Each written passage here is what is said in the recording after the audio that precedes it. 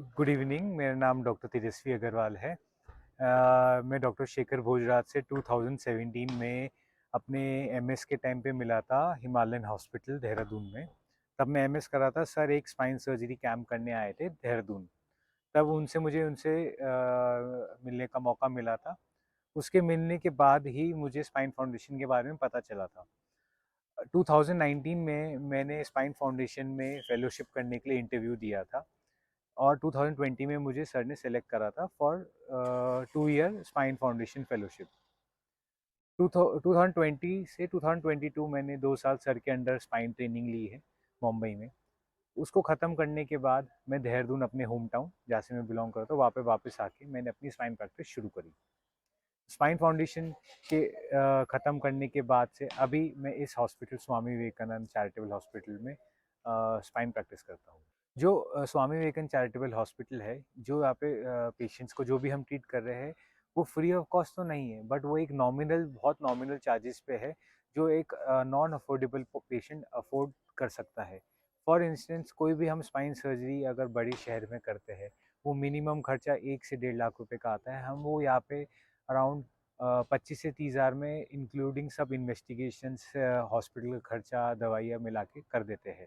जो पहाड़ की जो पॉपुलेशंस है, वो ज़्यादातर वेट लेबरर्स टाइप की पॉपुलेशन है, क्योंकि उनको अपने बैक पे वेट लेके ट्रैवल करना पड़ता है। तो उस रीज़न से उनका जो ऑक्यूपेशनल हैज़ार्ड जिसे बोलते हैं, कि काम करने की वजह से स्पाइन में जो एलिमेंट लंबर कैनाल स्टेनोसिस की लंबर रीजन में नसों में दबाव आ जाता है। तो उस कारण से ज़्यादा देर तक, लंबे तक चलना, पैरों में दर्द, वो एक कॉमन समस्या है जो हमने इस पॉपुलेशन में देखी। स्पाइन के रिलेटेड प्रॉब्लम के अवेयरनेस की बहुत बड़ी कमी है।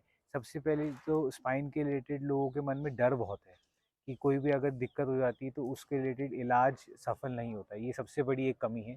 तो अवेयरनेस, अगर उसके प्रति हम पिछले 1.5 साल से कोशिश कर रहे हैं इस पॉपुलेशन में कि अवेयरनेस फैलाए, कि पहली बात तो स्पाइन की समस्या क्या होती है और उन समस्याओं का इलाज हमारे पे है और मुमकिन है, और उनसे डरने की ज़रूरत नहीं है।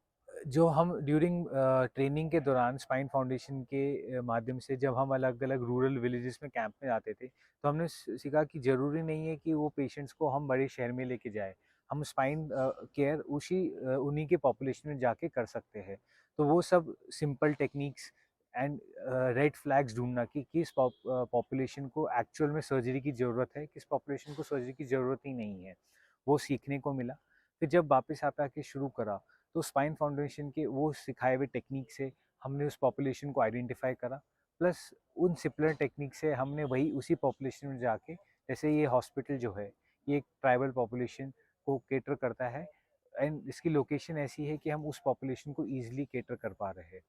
एंड उन स्पाइन फाउंडेशन के मदद से हम उस पॉपुलेशन को ईजिली, लो कॉस्ट, हाई, ठीक से केटर कर पा रहे हैं। स्पाइन फाउंडेशन का जो मेन है कि affordable spine care to all the non affordable population, ये बेसिक एम जो है। तो इस सेंटर के माध्यम से we are able to drain कम से कम 50% ऑफ ट्राइबल पॉपुलेशन। बट इस हॉस्पिटल में हमारे सैटेलाइट क्लिनिक्स है, 11 सैटेलाइट क्लिनिक्स, जो इंटीरियर हिमालयन रीजन में, जिसमें यमुनोत्री, बद्रीनाथ, केदारनाथ, गंगोत्री, पीपल कोटी, नारायण कोटी, स्मॉल स्मॉल विलेजेस है। तो इन सैटेलाइट सेंटर्स को हम थ्रू मोबाइल फिजियोथेरेपी, हेल्थ के वर्कर्स के and red flag screening camps के थ्रू केटर कर रहे हैं, ताकि उन पॉपुलेशंस को हम इस सेंटर में लाके सर्व कर सके। नहीं, मुझे बहुत, फर्स्ट ऑफ ऑल मैं एक बहुत प्राउड फील करता हूँ कि मैं सर के साथ एसोसिएटेड हूँ। दूसरा, मेरा जो मेन एम है कि इस बीमारी, जो स्पाइन रिलेटेड इश्यूज होते हैं, उनको अवेयरनेस मैक्सिमम पहुँचे, और उस पेशेंट्स को उन परेशानियों से जल्दी हम उसको बेटर कर पाए। तो और साथ-साथ जब अवेयरनेस होगी इस परेशानियों को लेके, तो उसको हम प्रिवेंट भी कर सकते हैं। तो मेरा जो मेन पर्पस है कि मैं इसको और स्प्रेड करूँ अवेयरनेस को, और मैक्स टू मैक्स पेशेंट्स को कैटर कर सकूँ।